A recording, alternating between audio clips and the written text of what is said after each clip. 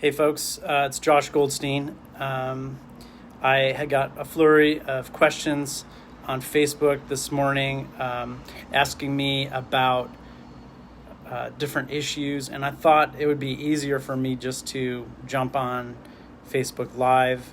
I'm coming from a soccer game this morning for my son.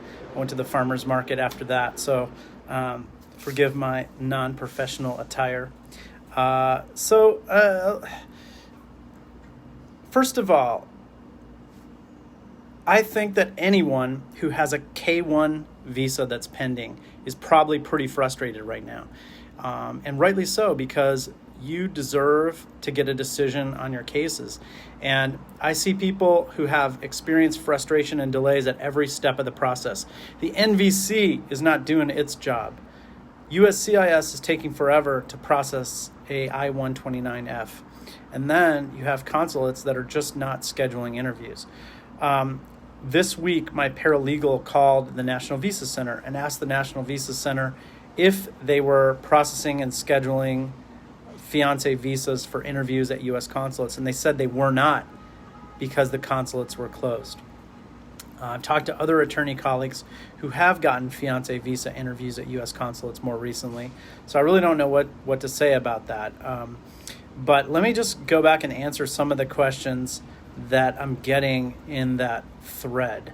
One of the questions was about the lawsuit that attorney Greg Siskin is filing. I guess he's filing a lawsuit for individual plaintiffs together, but it's not a class action lawsuit. I don't know anything about that. He's an attorney just like I am, and we both help immigrants, so I don't know any of the details about what he's doing. So I can't really answer questions about that. You should ask him directly.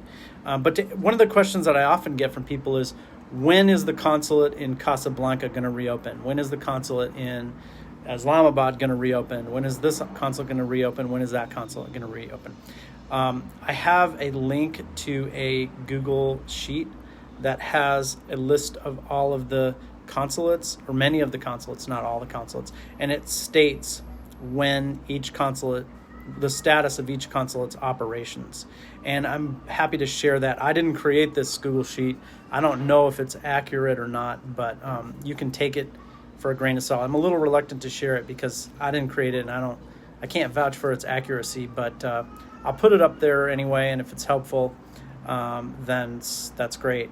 But to answer the question, I don't really care if the consulate says that they are open or not, or what they say. I don't care about it. I still sue them because I think, first of all, my own personal opinion, I take the coronavirus very seriously. But I think that the consulate is using the coronavirus as an excuse not to do their job. They're not doing their job. And I see people who have delays at U.S. consulates, and they're delayed even though the consulate says that it's processing applications. And I also see people who have already had interviews at U.S. consulates. Maybe they had an interview in December or March or something, and their cases are held in administrative processing. So whether or not the consulate says that they're reopened, it doesn't really matter. Through these lawsuits, I'm still getting cases approved. So Marwa has a question. How much is it to sue? What is the timeline for us to win and get interviewed? So as far as the price for the lawsuit goes, if you're interested in my services, you can contact me and we can chat more about that. I'm not really here to market myself. I just want to answer questions. But what is the timeline for us to win and get interviewed? So again, I file a very high volume of these lawsuits. I file probably 3 to 10 of these a week. And I've been doing it before the pandemic, and I've been doing it after the pandemic. Before the pandemic, I was able to get visas approved that had been delayed after the interview. I was able to get those approved in about 2 months. With the pandemic, I can still get them approved through the lawsuit. It just takes longer. So now if someone hires me and they've already had their interview for a K-1 visa, my best guess, and this is just a guess, is that it probably will take, even after you file a lawsuit, it'll probably take 4 to 6 months to get a visa approved. And, that's really disappointing to a lot of people, but I want to make sure that people have realistic expectations. It said if it's 3 months, the proclamation would have expired. The proclamation should be irrelevant. The terms of the proclamation have no impact at all on someone that has a K-1 visa by its terms. There's nothing in the proclamation says it temporarily bars the issuance of certain classifications for visas, but the K-1 visa is not one of them. Marwa says we're only at the NVC. So I help people. Marwa, I'll be happy to respond to your message. Marwa says we're only at the NVC. I'm getting tons of cases approved. I'm busy right now. Got a little bit of interference. So sorry about that. I'm juggling kids here too. Marwa says we're only at the NVC. The NVC is not doing its job. They're not processing cases, and again, I think this is by design. They're furloughing their staff. They're short-staffed, and they don't care. They're incompetent. They don't want to help immigrants. They don't want to process cases. Their goal is not to be efficient. And I think the solution is litigation, a lawsuit. We really won't have a comprehensive solution until there's a new administration that is committed to functioning and doing things correctly. Parenting moment was adorable. Yes, it is adorable. I love being a dad, and I have a 5-year-old and a 2-year-old, and my wife is Filipina, and we have it's the joy of my life to be a dad. Says we have Travis. He says wife's papers have been sitting at the NVC since January. It's infuriating, and I certainly. The way that I do things is I take on individual cases and I file lawsuits to help individuals, and I'm going to continue doing that. Is this affecting the K-1s and also our R1A? Yeah, so I see delays with all types of cases, not say visas, and really the only solution is one of these lawsuits. One of these lawsuits is the only solution. Like just to give you a sense of what it is,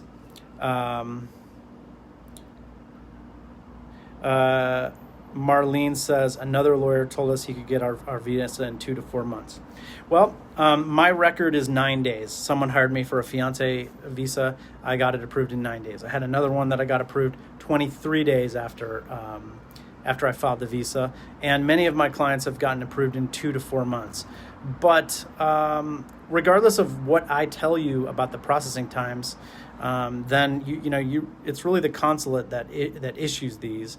I think I'll give you a secret for what I did in the case that got approved in 9 days, which I think I encourage all my clients to do. So after I filed the lawsuit, there's a formal process where you have to notify the different agencies that you're suing them. And my client said to me, he said, "Hey, Josh, do you think it'd be a good idea to email the consulate a copy of the lawsuit?" And I said, "Well, you could do that, but it's not really the way it works because there's a formal process of notifying the consulate that you've sued them." And he said, and I said, "Well, you can do it anyway." So he emailed the consulate proof that we had filed a lawsuit against them. And then the consulate responded and said this was, not a sufficient service of process, and this was not the right way to begin a lawsuit, and so on.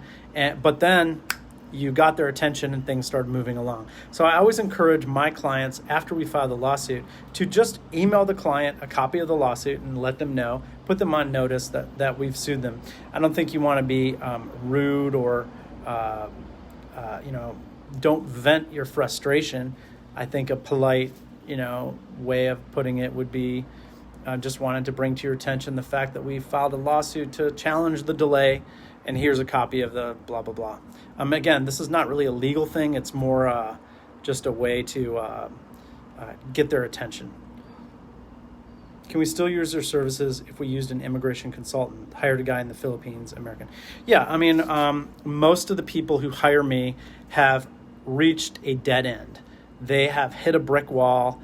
Their cases have been pending for a year or 2 years or 3 years or 7 years. I had someone recently hire me who filed for a green card 7 years ago and still pending. So it doesn't matter whether you did the papers on your own, whether you hired another lawyer, whether you hired an immigration consultant, a notario. What I'm interested in working on is a lawsuit to help you get back together with your loved one. Is it possible to file a class action lawsuit specifically for K-1 applicants, just like they did for H-1Bs? Georgia Brown asked that. It's absolutely possible. It's something I've considered doing, and I'm still thinking about doing it because, as this Facebook shows, this is not an isolated problem. It's not just one or two people. It's a system-wide problem.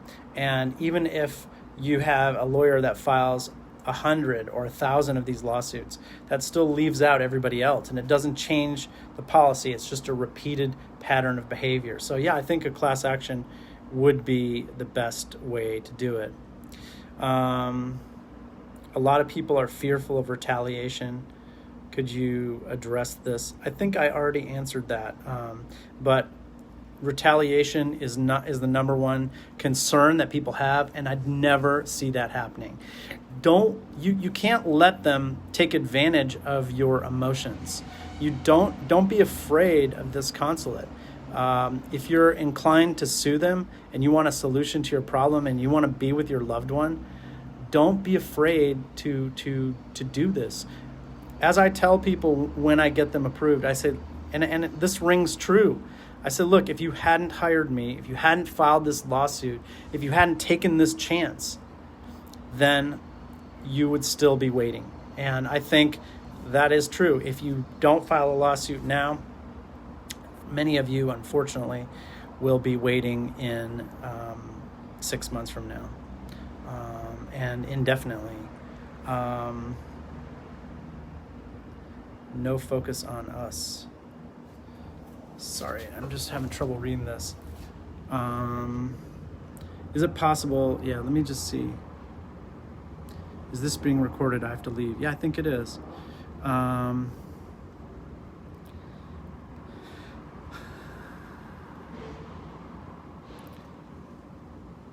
Here we have Ninwa. Ninwa says, I've been approved since February and the case is still sitting at the embassy. I'm sorry to hear that. That's painful, and I hope you get processed soon. It says here, you mentioned about a visa approved in a few days. Realistically, our papers at the NVC should have been interviewed in Manila. How can you get her an interview set up and get her the visa? I'm very stressed. That was Travis. Okay, let me tell you how I think about these cases, and I'll explain. First of all, I got a case approved in 9 days, but that was for someone who had already had an interview at the consulate. If you're stuck at the NVC and you haven't had an interview yet, it's not going to be 9 days. It's going to take more than 9 days.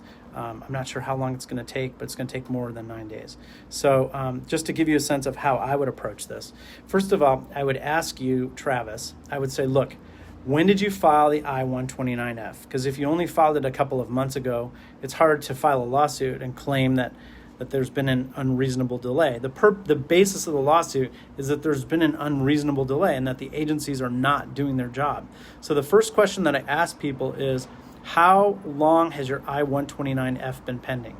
If your I-129F has been pending for at least 1 year, then I can take on your case and I can sue USCIS, the State Department, the consulate, and I can challenge that delay.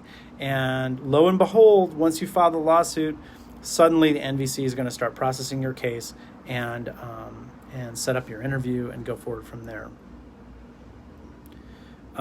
Georgia Brown, sweet Georgia Brown, right? No idea on legal matters. Can you shed some light for us on what it would look like if for us, how much money, how long, etc.? So if anyone is interested in chatting with me, you can send me a direct message and I can set up an appointment with you. I'm really here just to answer people's questions. I definitely don't want to promote myself or market myself. I have tons of clients, but as far as the timeline, again, as I said, I think it depends sort of where you're at in the process. If your visa's stuck at the NVC, I think it will probably take longer than if you've already had an interview at the consulate and you're in what's called administrative processing. Administrative processing is the term, if you're not familiar with it, it's the term for delays that happen after there's been an interview. But most of the cases that I'm filing right now during the pandemic are able to get approved in about 4 to 6 months. 6 months is sort of the worst result that I've had, but most of them around 4 months, and some have been much faster than that. But to be realistically, Travis filed his in September of 2018.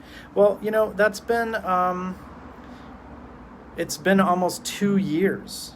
It's been almost 2 years, and Travis, he's a U.S. citizen, I'm imagining. He's engaged to get married. His fiance's in the Philippines. That's completely ridiculous that you would have to wait 2 years to be with your loved one. And when you file the lawsuit, things start moving, and it comes along, and you're going to get your interview, you're going to get processed, and you're going to get completed.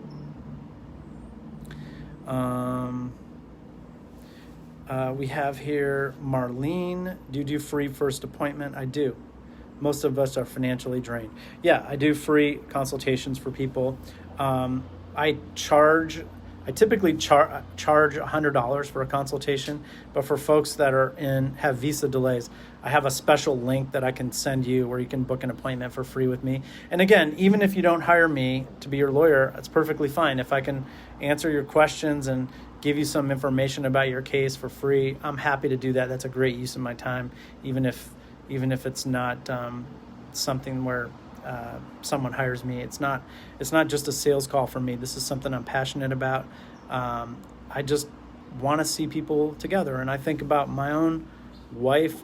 We got married a few years ago, and I can't imagine what it would be like to be without her and have things stuck and just be so frustrated. And that's why I'm passionate about doing this. Sweet Georgia Brown, I like her questions. She says, thank you for answering my questions. My last question for now, is an unreasonable delay a good grounds for a lawsuit? We filed last October 2019 and it was approved February. Is it a good grounds for a lawsuit? Well, I file hundreds of these every year, and they work really, really well.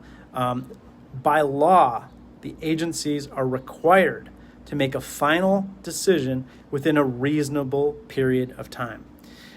They have to do it. You fill out all the forms, you answer their questions, you go to the interview, you send them your birth certificate and all that other nonsense. They have to do their jobs, and they have to answer, and they have to give you a decision within a reasonable period of time.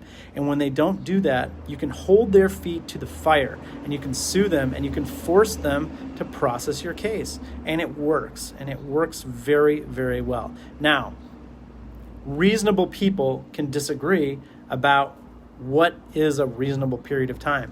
And if you're engaged to get married and you're waiting to be with your loved one, even 2 weeks is too long, right? That would be unreasonable. My own rule of thumb is that if your case has been pending for at least a year, I think that the delay has been unreasonable. That's not really a legal thing. It's more just from experience. What I've found has been successful is that if a case has been pending for a year, I'm able to get it approved through these lawsuits. And if it's been pending, I've had a few where it's been pending for less than a year, and there's been more opposition from the government to approving those cases. Let's see if I can...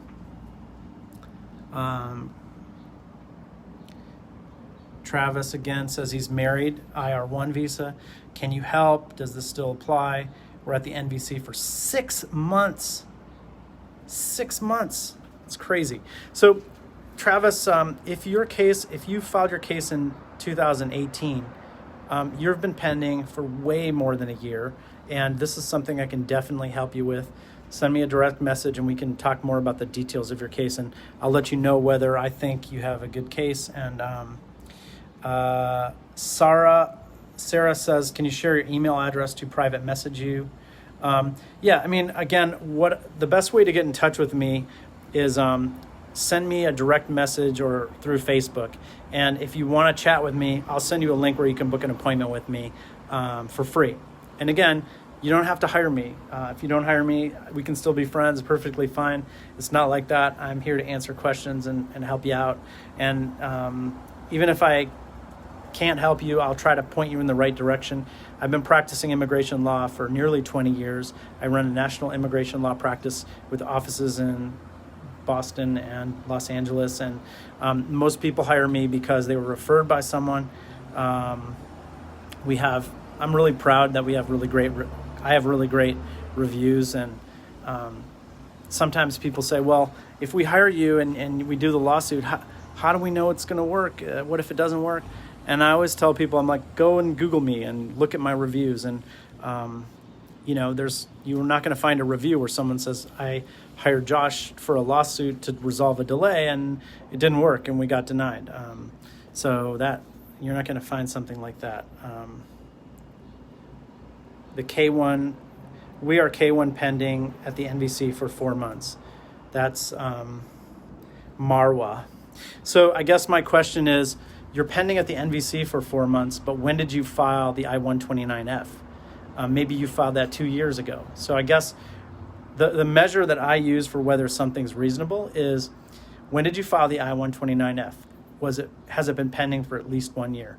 If it's been pending for at least 1 year, in my opinion, that case is suitable for a lawsuit. And again, this is just my professional opinion. This is something that I just happen to believe. Other lawyers may have different opinions about these things, and feel free to get a second opinion or talk to someone else, and we can disagree on these. But I mean, again, I filed as many or more of these lawsuits than any attorney in the United States, as far as I know. I mean, I file them constantly,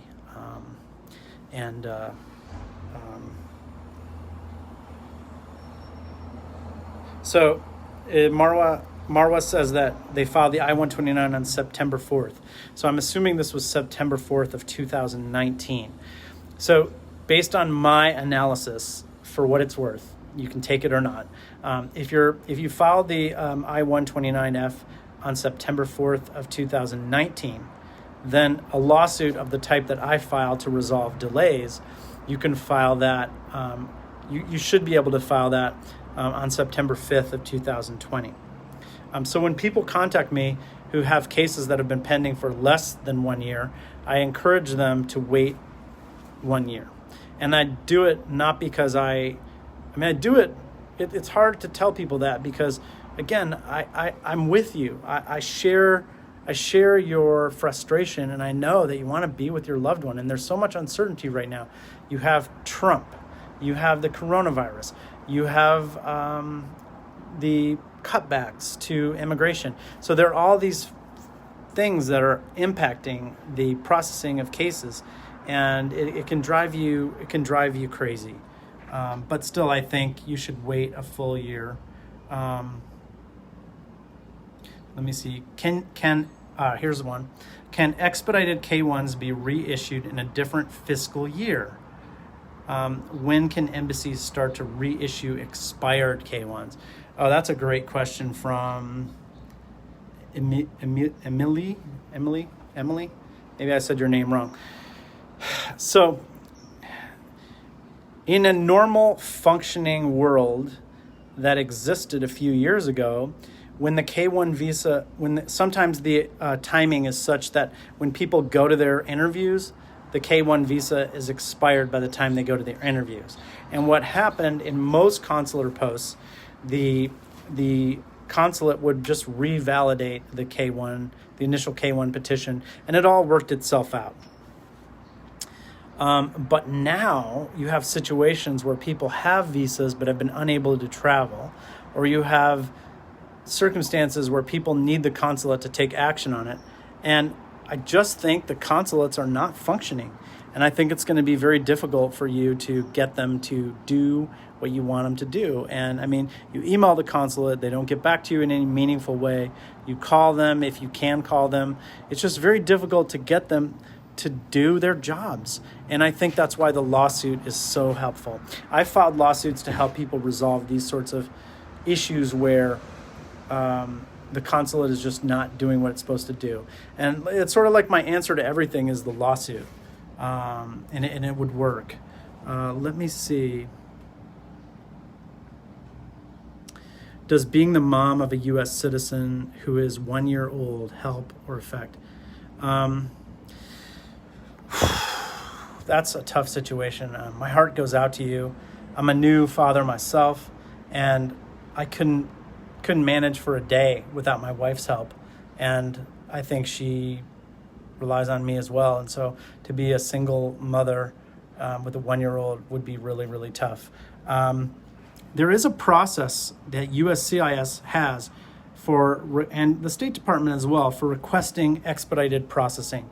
And I have a video on my YouTube channel where I talk about how to put in an expedite request and the types of evidence that you can submit to document that. I typically don't provide one-on-one assistance for people who want to do expedite requests for a couple of reasons. First of all, they're a lot of work. And secondly, and most importantly, they have a low chance of success. So what happens is people have to pay a lawyer a lot of money for something that has a low chance of success. And I don't want to do that. I like to do things that are very effective and charge people a reasonable fee. I'm not a huge fan of the expedite request. On the other hand, it doesn't cost you anything to put in a request. You could say that there's a severe economic hardship because you're a single mother and provide the birth certificate, maybe some evidence about your finances. I think that would be worth a try. If it doesn't work, all it costs you is your time and effort, right?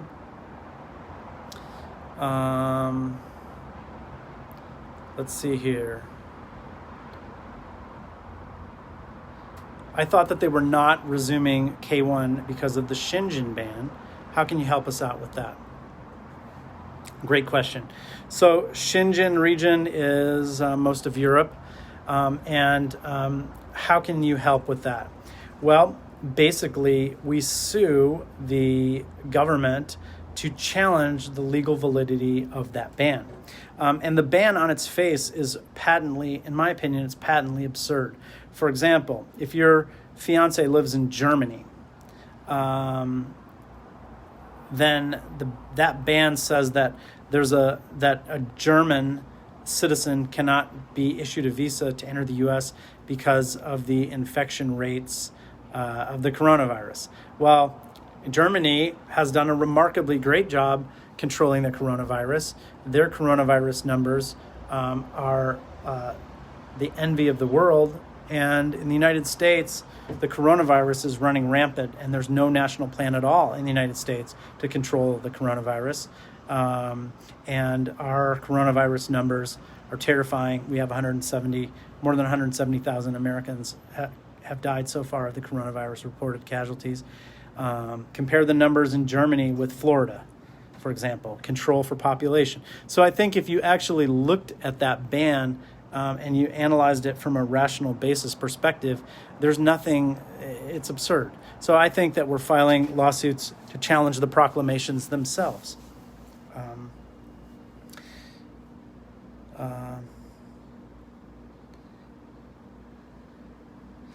Can we confidently say that these unreasonable delays are infringing on Americans' right to marry? We filed last September. Yes, you can. Yes, you can. Not really K1 related. This is Chad Boudreau. Thank you for your question. Not really K1 related, but I wouldn't mind talking to you about law school and being an immigrant. I love being a lawyer. I love law school. We employ, our paralegals are recent college grads who have an eye towards law school. And one of our paralegals, Jessica, just started law school at Duke University. She's pretty amazing. Love to talk to you about that, Chad. If you want to be a lawyer, go for it. I feel like I personally have the greatest job in the world because I get to help you and people just like you, good people who are trying to be together with their loved ones. And I'm passionate about helping people like you. And, there's nothing in the world that is more joyful to me than calling up a client and telling them that they've gotten approved. It's just, I get to share your joy a little bit and go along the journey with you. Georgia says, I would also like to know if unreasonable delays are actually infringing on the right to marry. Yeah, I think you're right. I agree with that. How much would it be for one of those Shingen non-routine lawsuits? If you're interested, you can send me a message. We can set up a time to chat about your case. Here we have Grayson. Grayson's got a question. I have an attorney helping me with our case. Me and my fiance filed in August, and we were approved in November. This must be last year. My fiance's interview at the embassy in Manila was set to occur 2 days after routine services were canceled in March.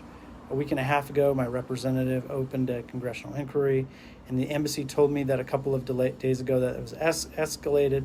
My lawyer told me that we still need to wait. Is there anything you can do? Yeah. So you filed in August of 2019. It's now August of 2020. So, I think that this would be a case where you could file a lawsuit to challenge the delay, and that would be successful. And that's something that I can talk to you about.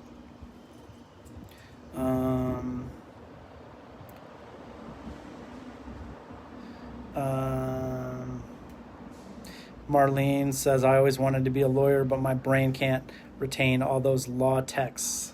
I don't know. I think my brain is at capacity right now. I agree with that. I hope these answers are helpful to you.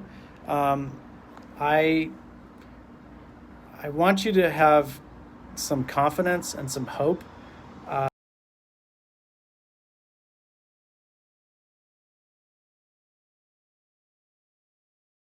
They're very successful and they work. And I also think even without a lawsuit, I think we have some good things coming in the fall. I don't know. I think Trump's reelection is very much an open question. I don't know much about politics, but I think it's possible we could have a new administration next year, and an administration that's more committed to immigration and functioning immigration, making sure consulates do their job, and that could be positive. The proclamation could end when Trump is removed from office, which would be in January of next year. And even if Trump is reelected, there's plenty of litigation going on right now that is looking at the constitutionality and the legality of the proclamations and the other delays that are going on. So that could help our situation as well.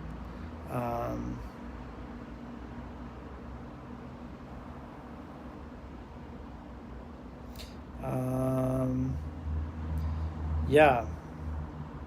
I'm going to answer this question for Charity. After attending the interview, we were put in administrative processing.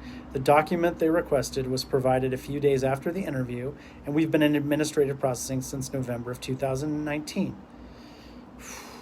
No new requests for documents. The embassy still has the cases and has not sent the file back to the States. They also have my fiance's passport. What would you recommend we do at this point? We don't know if the medical will be needed or repeated. Again, I think you should consider a mandamus lawsuit, and I'd be happy to chat with you about that to see if it's something that you'd be interested in. Because it's ridiculous. You've been waiting for too long. Nicole says, are you familiar with the lawyers in Anker versus Trump? No, I'm not. I don't know about that lawsuit. How does your background and experience compare to Siskin, Morrison, and Cook? So I run a national immigration law practice. I've been doing this for 20 years, and the focus of my practice now are these lawsuits. And I think I filed as many of these as any lawyer in the United States, and I would I'm not. I know those lawyers, but I don't exactly know what they're doing, or I'm not perfectly familiar with exactly what they're doing. I think they're handling things a little bit differently than I am, but I've lectured on. I wrote a book on visa delays, which I have give away for free on my website, which I can share that with you if you want a copy of that book. It's about visa delays, where in the book I answer a lot of questions that people frequently ask me about visa delays. And I also have a YouTube channel. I can share that with you as well. And my YouTube channel, I have hundreds of videos where I answer questions about people's frustrating problems with getting their visas. I also meet with people for free, and I file lawsuits all the time. I filed probably, I'm not even sure how many I did this week. I'd have to add them up, but I did a lot. And I have one more to do over the weekend.